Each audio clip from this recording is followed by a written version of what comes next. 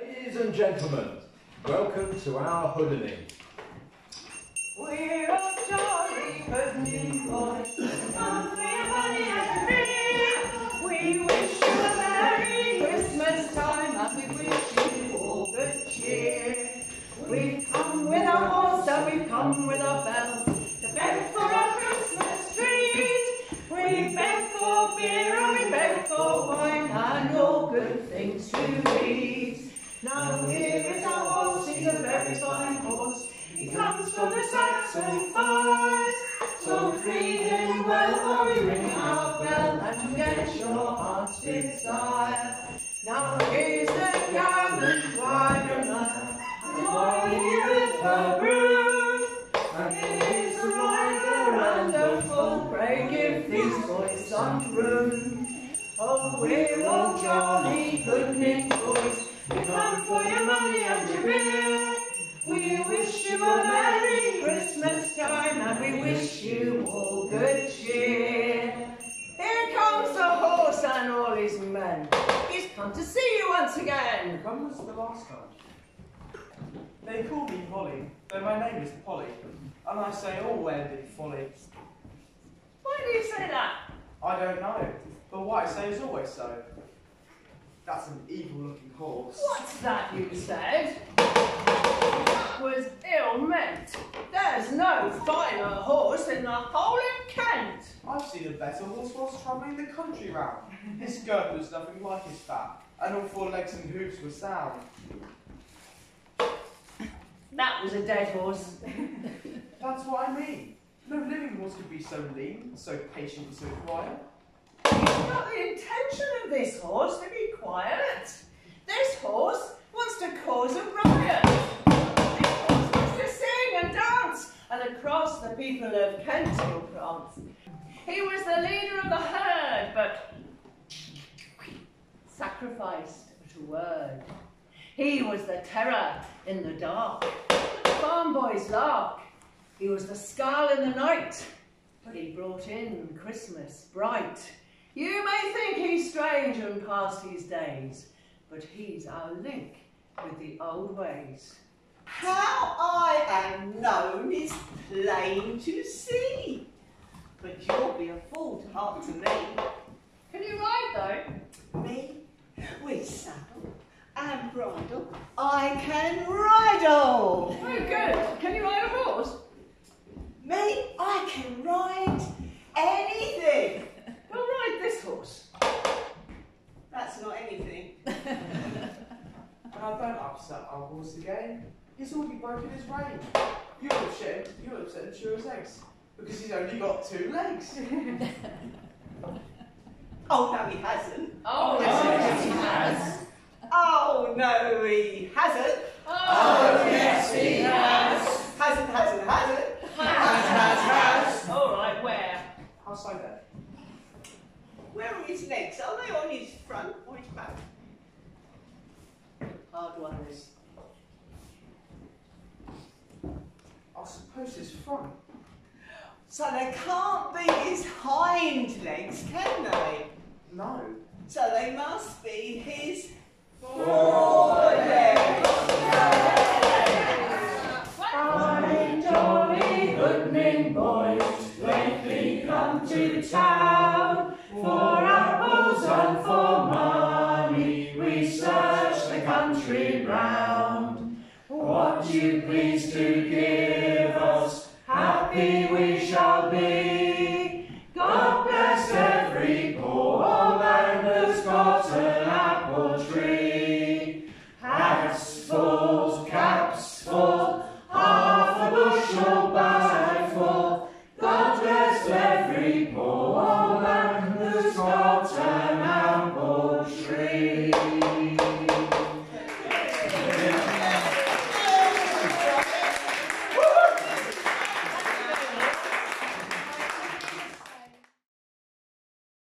The exhibition is called Animal Guising.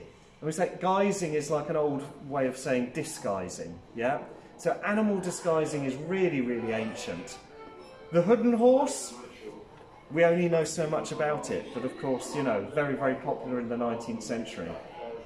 I did a bit of investigation with this guy. So when I first came across him, I got him, you know, on his back and looked inside and poked inside his head, as I do. I'm interested in that sort of stuff. And I found that inside his head, you could see that these eyes were originally hollow. Yep, so they're originally holes, and there's two little fixings inside his head, in the top of his head. Well, what on earth are they for? There's a 19th century account of one Hooden horse who had candles inside his head, so his eyes glowed. So he must have looked really demonic, yeah, and scary at night. So they would often go around at night. Sometimes they'd do a big walk. These are from the St Nicholas at Wade Hoodeners. And that is the horse that is, it's actually in various photographs. There's an old photograph up there. So they've been using the same horse since the 19th century. Yeah, so that's a continuous tradition all the way. And they still use him as well. I mean, he's doing pretty well, I think, given that he's, well, probably over 150 years old and still performs. This horse, a quite interesting item, was in the 19th century, around the 1880s, there was a mumming team. Mumming play team is like folk theatre, like you've just seen. So a team very much like you've just seen, doing a similar kind of thing. They did their performance, and it was the last performance. They were retiring, yeah, as a team. They weren't going to do any more. So they threw their horse in the pond at Hooden Hall. So we don't know exactly what it looked like as a horse disguise. It probably looked a bit like this. This is a horse skull that's been painted, and it's got sackcloth. You notice it's got a handle at the back of the head there for operating it, yeah? And in fact, I'm allowed to do this because I'm the curator, but no one else is allowed to do this, is to make the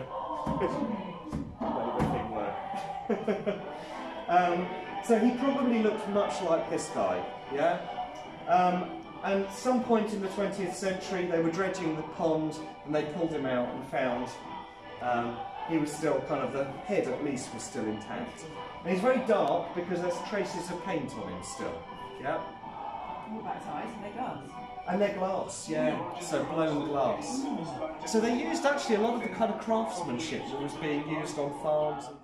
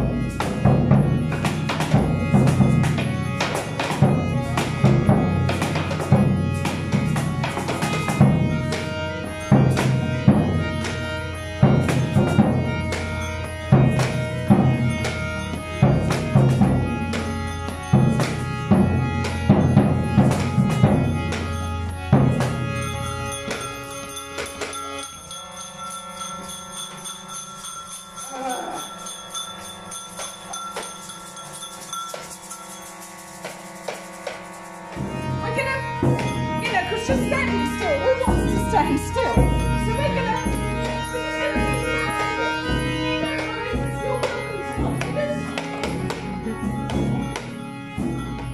please join us on the procession around the museum if you fancy. Why have we got to finish our green bed? That's all right. Oh, that is right. We'll do that in a minute.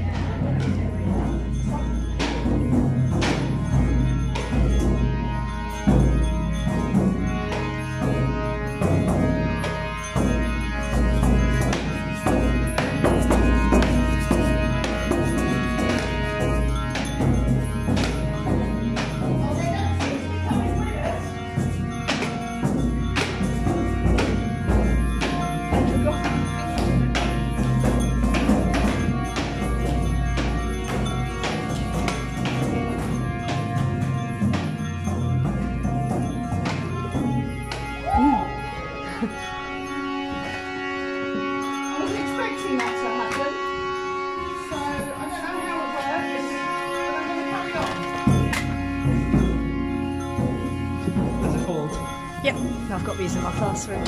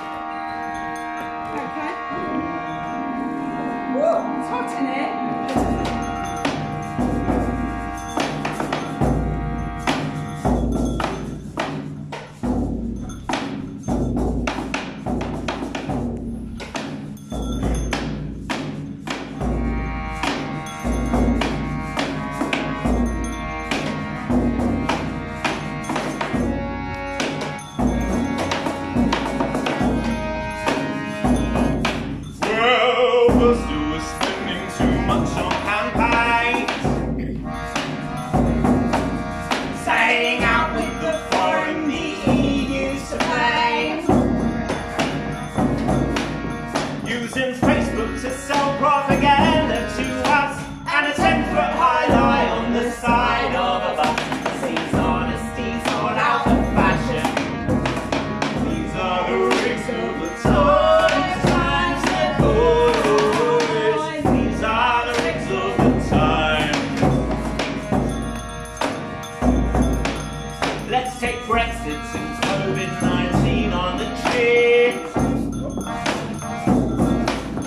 every issue's a battle that we're bound to win, cause it's always the billionaire winners who choose the value of life that we all stand to lose, because honesty's all out the fashion.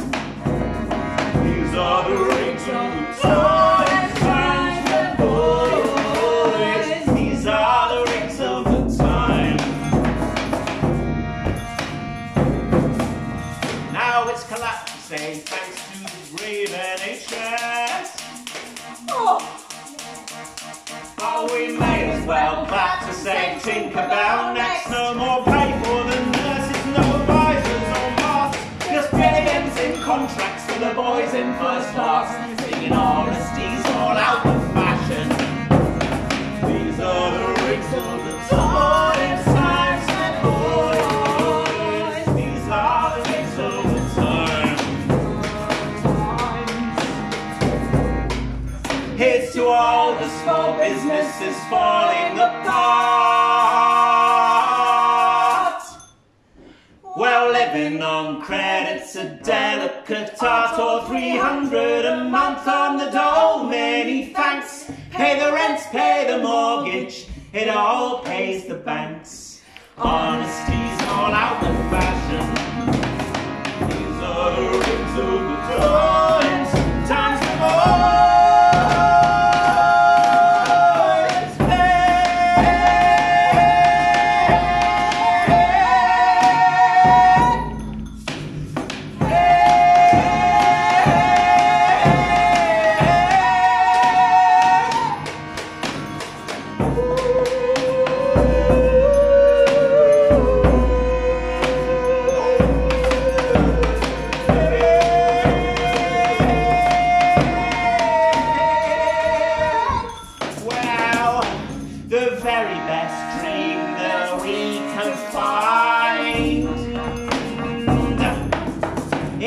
Pop them all off in a high gale of wind, and when they get up there the cloud it will burst, and the biggest old rascals come tumbling down first.